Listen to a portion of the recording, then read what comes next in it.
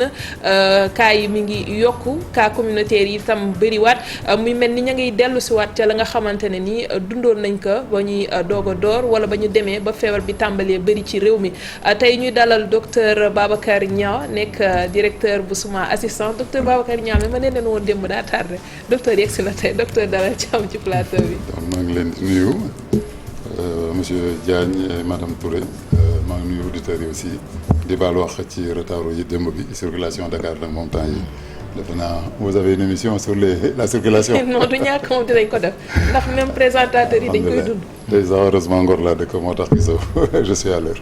jërëjëf docteur Cheikh Tidiane Diagne maa ngi lay ziar. maa ngi lay fay soxna Aram di nuyu téléspectateur télévision Futur Média am mbégte ni ma ko defee chaque vendredi ñëw te li nga xam ne moo di Soir Info ñàkkul ni incha allah fii rek ci kanam tuuti rek. Cheikh foo jógee. man kër ga xanaa. kër ga tëdd na yow yow yaakaar tegu ci yow mariage wala. non. cérémonie d'hommage ba wala. non bii sax dañu kaa génne tey moom xam nga man moom je suis tout le temps costume cravate. tey moom neexoon deret. mais tey lii dañu ko imposé ne ma foog nga sol li voilà donc du coup je l'ai amené donc macha am allah yaakaar tamit dana suñu waxtaan bi dinañ si jëlee njëriñ bu soobee yàlla. jërëjëf ñu ñëw ci docteur Niang. ni ma ko waxee sànq. tey 80 cas man dama ko dégg damaa tiit. ci li nga xamante ne nii nemmeeku nañ ko ci 1000 et quelques tests yoo xamante ne nii def nañ ko wax itam amaat na ko si ñàkk bakkenam mu nekk loo xamante ne nii xëy na nit yi bàyyeetuñu trop xel ci feebar bi mais ban explication la ñu war a mun a jox li nga xamante ni nemmeeku nañ ko ci yokkute ci mbas mi. ok maa ngi lay remercier madame donc yow wax nga bàyyeeku moo bàyyeeku boobu mooy li ñuy wax relâchement loolu la ñu mu am ci feebar bi. on a donc vécu une période boo xam ne vraiment dafa taroon ba ñëpp góorgóorlu jóg ci ba affaire wàññeekoon bu baax. bi mu wàññeeku ba yàlla dimbali ñu sax ñu jéeme ci def loo xam ne kenn gëmeewu ko woon màggalu Tuubaa bi tamit ñëw ñu gën a farlu ba li ñu yaakaaroon ci màggal bi sax ñu réussir ko. màggal bi presque jàll na te gisuñ ci benn changement. bon kooku tamit ay nit ñoo farlu woon. xaw ma ndax yëgal ngeen ko ci kii nu mu tudd. unité d'alerte bi. non daara bu nekk daara wala kii seen comité yooyu nu ñuy tuddee. maanaam comité d'organisation association comité d'organisation. mais dañu wàcce ba ci association c'est kii ci association yi nu mu tuddee sax les groupements de mourides de TFM les groupements de mourides de l'ASECNA. à l'intérieur même il y avait une organisation. am ñu toppatoo masque yi am ñu toppatoo communication bi am ñu toppatoo gel bi. donc il y a une organisation très sérieuse. sans compter nag ñi xawma isbun taxri bu leen fàtte suñu ay morom intellectuels yu jàng profession yëpp ñoo ci nekk ñooñu yëpp regroupé boole seen doole ba exemple màggalu Tuubaa bi defe naa am nañ ci loo xam ne vraiment yaakaaruñ ko ci woon parce que demoon na sax ba ministre bi prévoir que dañu prévoir woon sax tëj kii les centres de traitement mais ñu waxoon ne nañu may 15 jours après le màggal pour xam vraiment ndax du am conséquence 15 jours yooyu la ñu xaar yàlla def ba ñëpp dem ñu commencé fermer centre yi voilà bi ñu fermer centre bi yëpp dem ba ñëpp kontaan ba ñu am ci sax ay comment ça s'appelle ay ndam defe naa am nañ ci ay prix pour le Sénégal. ministre de la santé bi voilà ministre de la santé bi tamit defe naa am na jot na ci benn décoration bon ñëpp commencé tàccu. lan moo changé entre temps ubbite école bi la wala. dañoo wóolu suñu bopp torop naagu. bàyyi ko bi dañ nañ bégg am na ñu gëmoon ne ñu gëm ba léegi feebar yi amul. ba tey waaw sincèrement ba léegi am na ñu ko gëm. am na région yoo xam ne tamit ba léegi defe nañu ne feebar bi amul mais foofu tamit si ñàkk moyen bi la. maanaam sama benn mbokk man li temps yi laa jóge Fouta à 600 kilomètres de Dakar am na benn immigré bu nekkoon aux États-Unis mu ne man li ma dal sama famille je suis sûr que c'est le corona mais maa ngi nekk à 50 kilomètres du premier centre médical bi nekk 50 kilomètres de Ndioum. je me vois pas en train d'aller faire des tests. donc am nañu seen fièvre ñu jël seen paracétamol yàlla dimbale woon ne kenn génnu ci l'autre chance qu'on avait aussi mooy li ñu doon wax ne xawma l'immunité collective.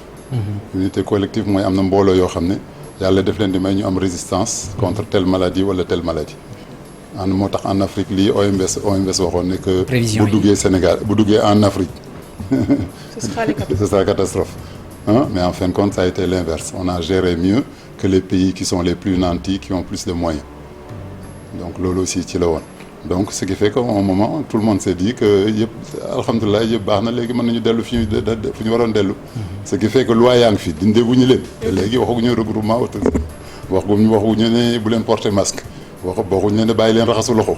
mais taxul nag avec le temps nit ñi dañuy reculer bàyyi yooyu yëpp. li ngay gis nii ci fan la ñu jëm ci li ngay gis nii bés bu jot ñuy wax kaay yi di yokk ak ñoom seen ci fan la ñu jëm.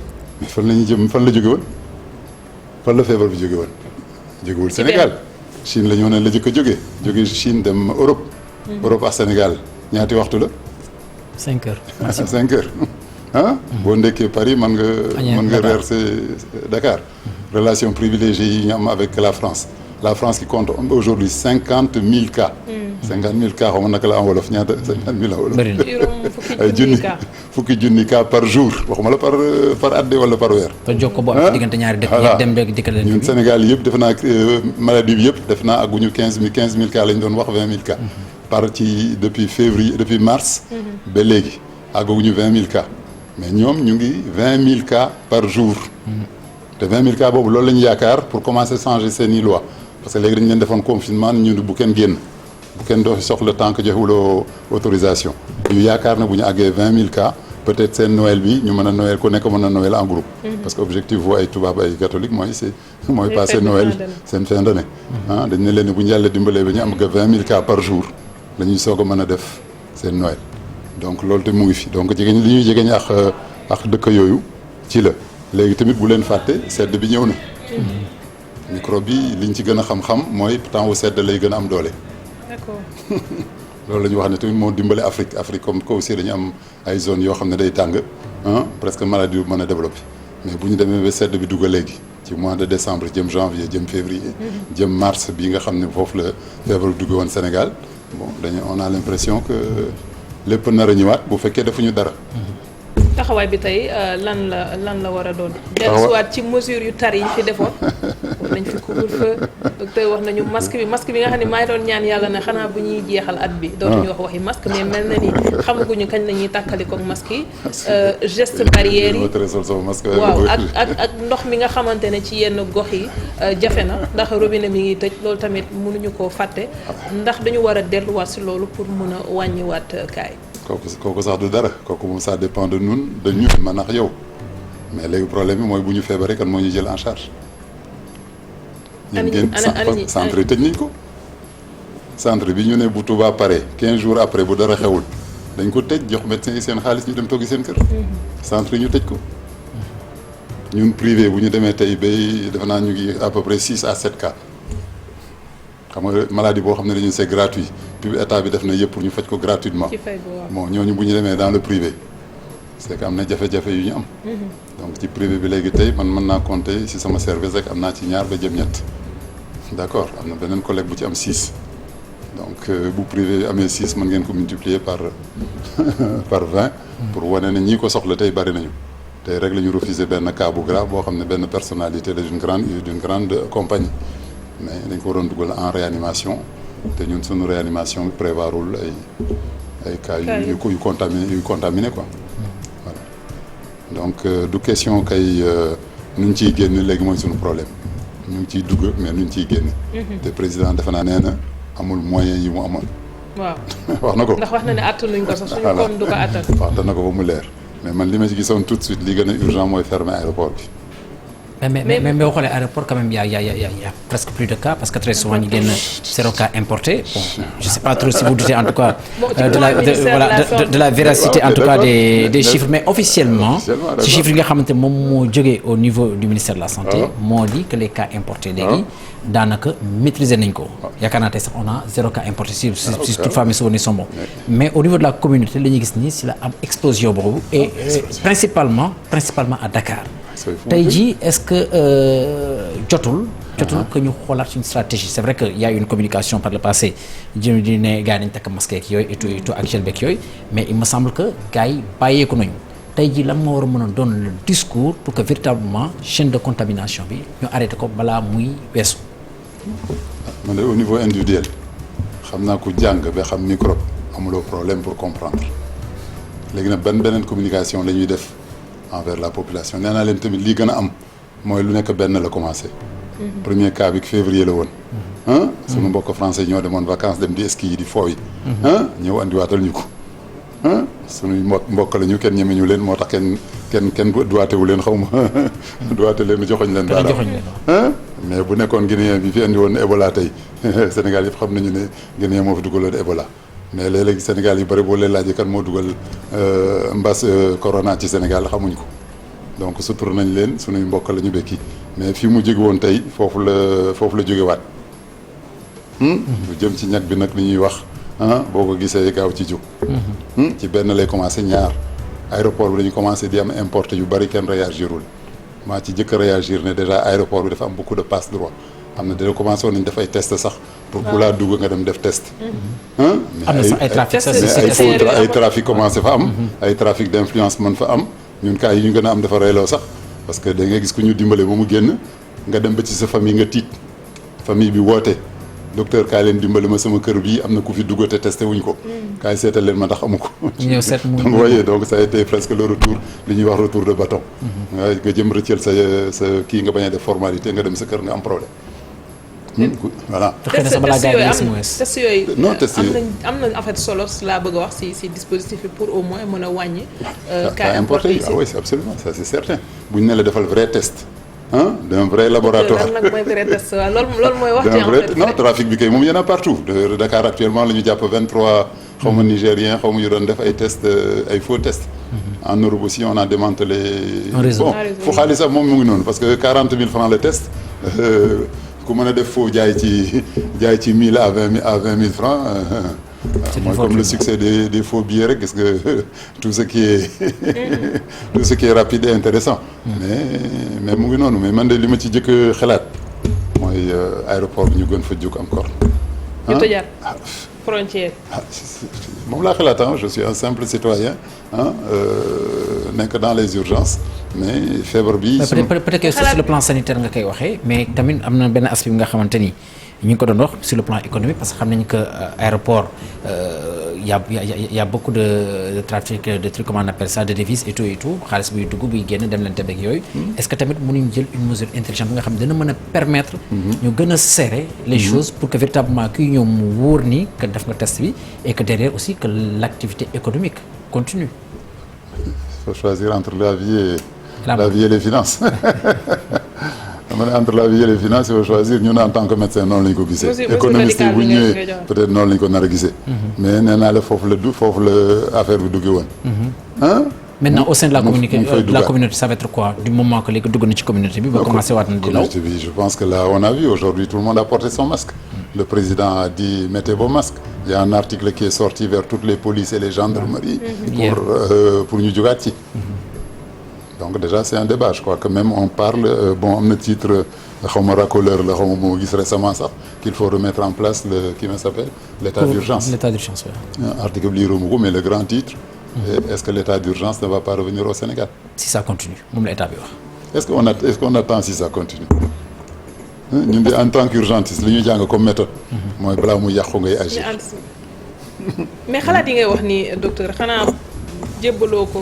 comité bi nga xamante ne teg nañ ko muy saytu épidémie yi te ñu réunion ak ministre de la santé daal di génn également wax ne population bi ni ñu jàppaat ci masque yi nañu continuer di raxasu nañuy moytu wala sa baat àggul foofu. man question bi ma leen di laaj rek déjà lu tax ngeen di ma invité te xam ngeen comité yooyu yëpp. ñooñu jàppante nañ fi de. ah mais d'accord mais lu tax ngeen may invité xam ngeen ne man. mais aussi le privé en fait partie. xam nga privé tout voilà madame de mon petit coin vous savez bien que je fais partie d'aucun groupe et vous m'invitez donc vous savez que ce que je vais dire je le dis à partir d'une expérience franche et réelle. mais privé bi dafa et j'ai aucune contrainte au-dessus de moi. en toute liberté nekk dans un bureau que c'est entre guillemets mais presque j'ai fini. J'ai 64 ans j'ai fini ma carrière j'ai une structure privée boo xam ne bon je sais pas qu'est-ce qu'ils vont me faire là-bas mais réellement si est-ce que les gens parlent comment ils doivent parler. mais tey jii boo jàkkaarloo nag autorités yi principalement les ministères ou peut-être l'État. ban discours nga leen di tenir par rapport ak mbas bi avec regain bi nga xamante ne ñu ngi koy commencer constater.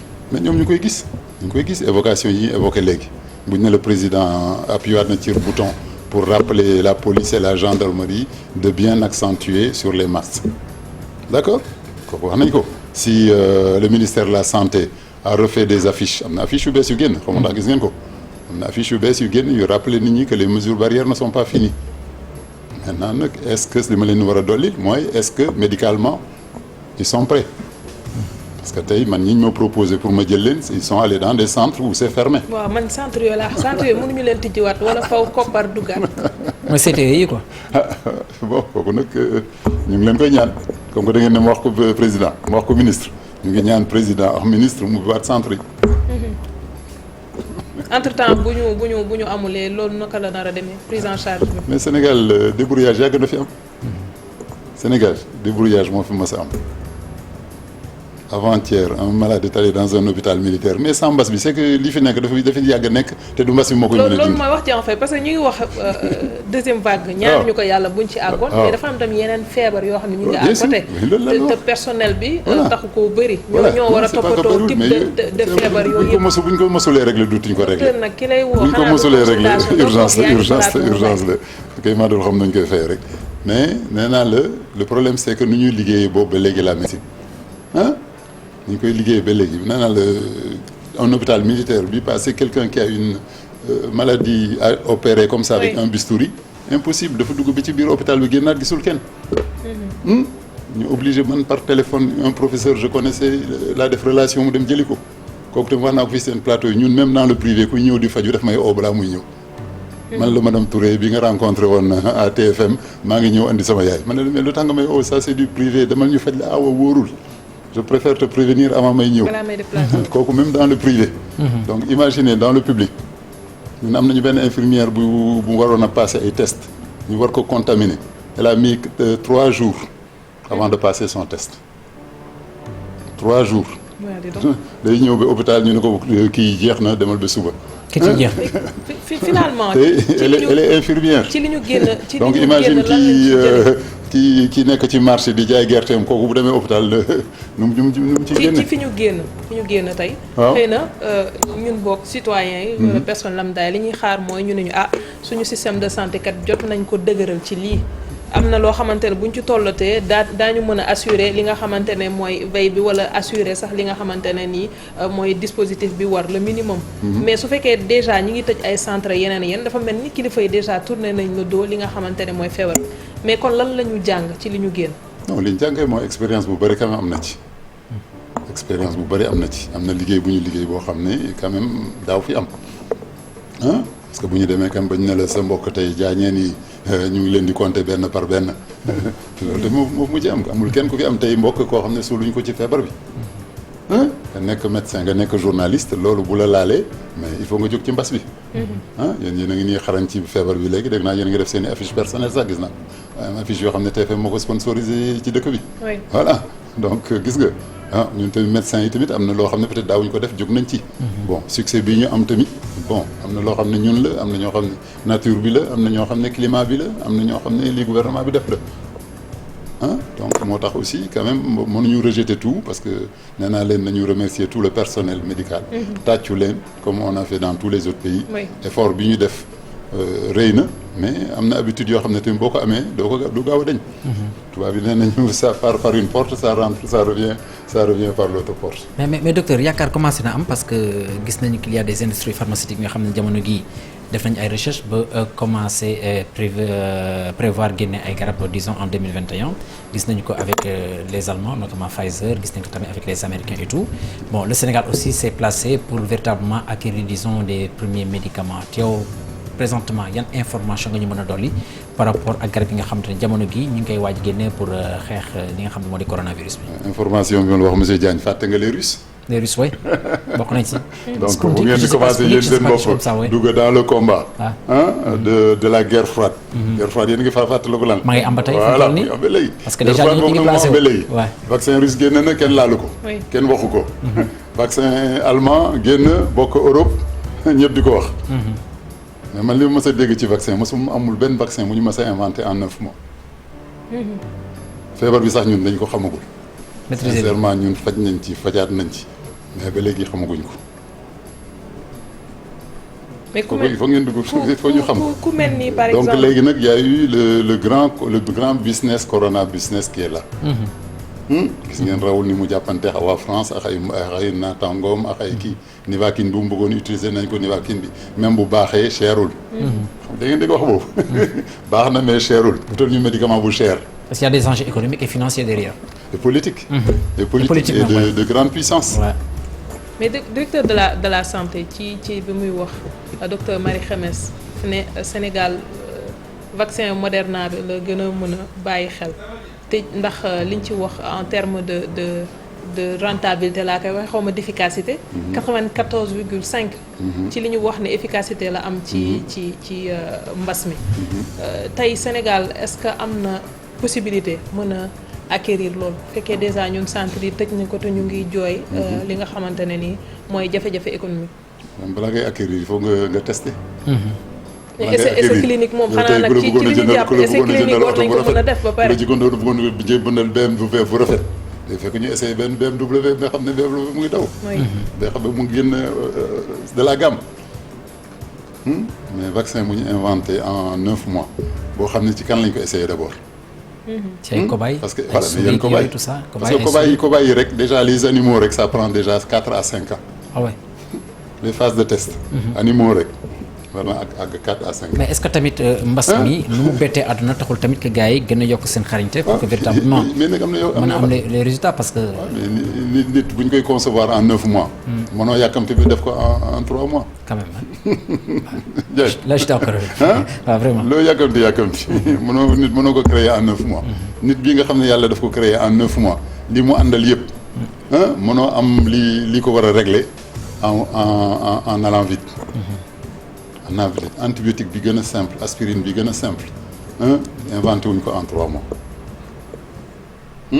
hépatite virale nee na ñu ngi Dakar lañ ko découvrir lañ ko testé man nekkoon naa ci benn université boo xam ne dañ daan ñëw fii di ko testé ici au Sine Saloum sur les Sénégalais. d'ici le 7 ou le 8 décembre la waxoon ne Sénégal dina def soumission pour vaccin boobu. loo leen di xelal ñu xaarandi comme yow déjà ni nga waxee docteur mooy wóoloo goo vaccin bi. man de xam naa du ma vacciné wu xam naa ne du ma vacciné wu du ma vacciné sama mbokk.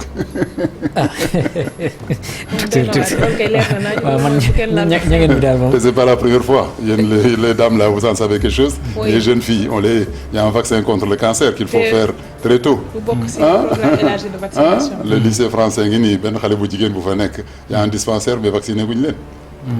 en Europe am na samay doom yu fa nekk yuy jàng yu am l'âge où il faut vacciner kenn proposé wu leen vaccin. je pense bien que même le président. donc pourquoi au Sénégal on a été sponsorisé par les laboratoires qui le font.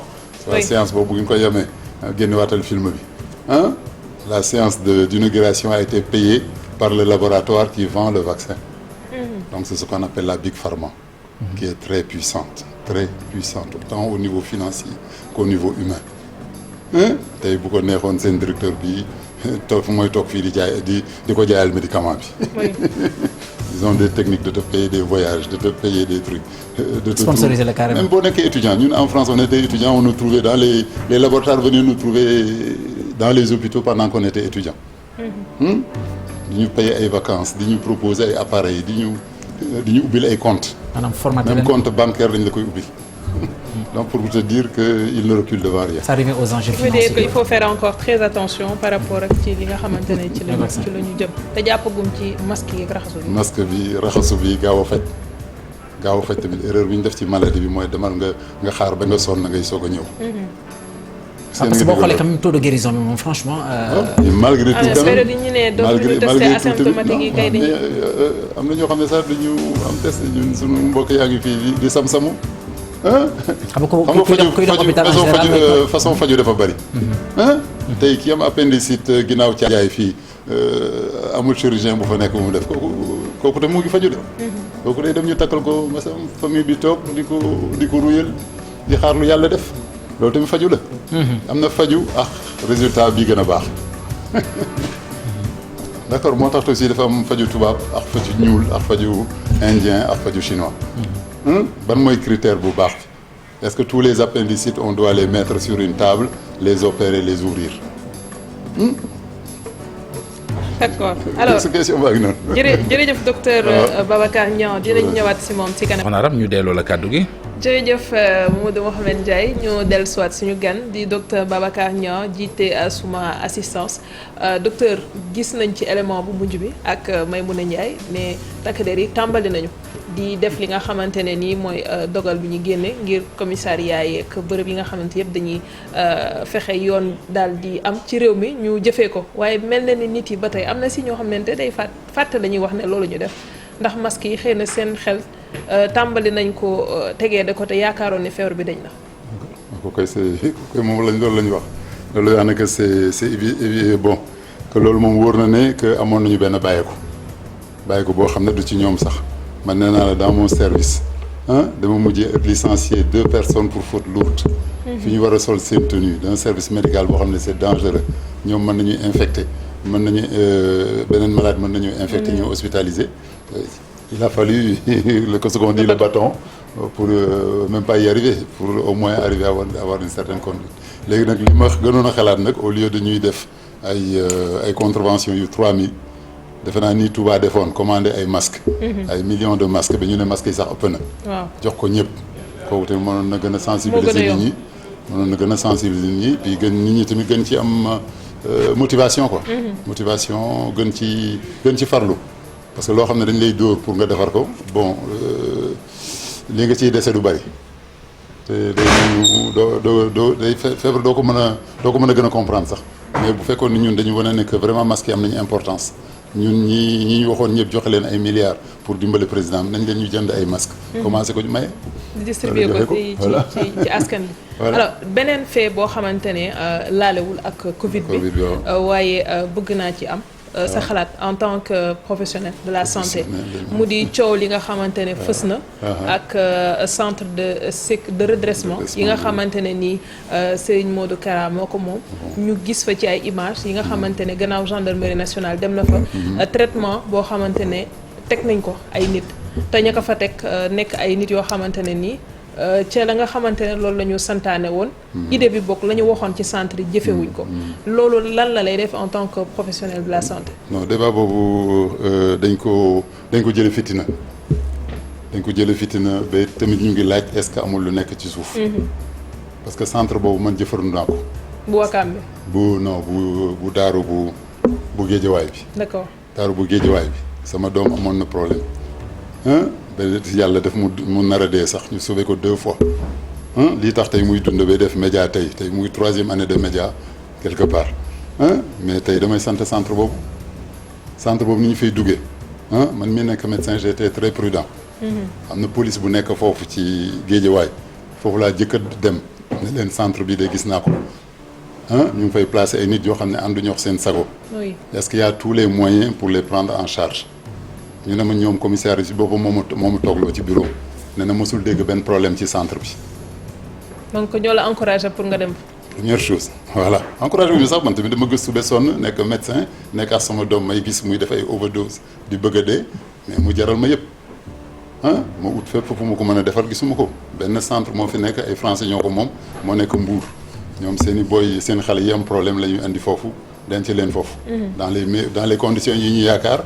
pour le niveau de mon fils mais mën ma fa dem. teg nga fa sa tànk. teg naa fa sama tànk sama doom nekk fa ma di fa dem tous les jours. noo gisee woon bërëb bi parce que ñun li nga xamante ne moom la ñu gis. fu mel ni image yi circulé te bu Wakaam wuute na ak li nga xamante ne moom ngay wax ni. bon léegi li ma xam man ci centre bi ma dem d'abord balaa nga fay dugal sa doom dañ lay signaler papier ne la yaa ko fi indi. yaa ko fi indi yaa ñu jox responsabilité ñu toppatoo la ko papier boobu signé naa ko. d'accord déposé ko. noonu ñu ne ma lekk bi 20 000 francs la ma dagg jox leen ñu ne ma nag xale yi des fois dañuy am yeneen i soxla est-ce que mën nga fi bàyyi leneen argent de poche am na benn commandant bu fa nekk moo lay jox reçu jox la benn carnet lu ci xale bi jënd mu bind ko. kon titre yooyu ñuy wax ne ñu ngi koy teg ci yenn ci responsable am na. léegi nag li fa am mooy xale yu mel noonu tamit am na ñu télé ba mënatuñ leen dara man gis naa fa benn frère magistrat bu rey papaam xaw ma bu rey mbokkam ñooñu tamit pour ñu delluwaat seen famille day difficile. day dem ba famille bi tamit bu ñu amee placement yu mel noonu dañ ko fay bàyyi. lan lañ la wax ci centre bi lu dalal sa xel ba nga dugal fa sa doom dañ ne la addiction bi rek dina. dañ wala dañ koy dimbali xale bi du génn bay mën a gis ñeneen ñu ko mën a jox kii bi mais kooku tamit xam naa du dëgg xam naa dans toutes les prisons dans tous les centres xale yooyu déjà bu ñu leen teree sax drogue bi dañuy gën a gaaw a dee. mooy syndrome de manque syndrome de manque boo jëlee xale bu daan jël temps de dose nga ne ko da nga koy dindi mënul am kooku même en médecine pour ñu faj ay ñu addiction ay ñoo xam ne dañuy dépendre il faut ñu leen di jox. ñu joxaat au début sax drogue bi pure bañ leen jox récemment la ñuy inventé benn médicament bu ñuy rox drogue mais boo xam ne day andi effet yëpp. donc pour te dire que centre boo gis prison sax yaa ma jën a gën a xam def naa li fay daw moo gën a grave léegi nag am na ñoo xam ne seen famille dañu leen fa abandonné total am na aussi en médecine lu ñuy wax misère humaine am na ñoo xam ne mën nga def loolu nekk dutuñu nekk ay nit. la ñuy wax ay misère humaine yooyu nag du ñu sangu du ñu solu du ñu lekk. jërëjëf donc loolu tamit bu ñu demee ba jël centre bu mel noonu lu ñu fa fekk rek nit ñi ñoo leen ko def. kooku tamit defe naa war nañ ko xoolaat. Merci beaucoup docteur Babacar Niang pour ce témoignage merci.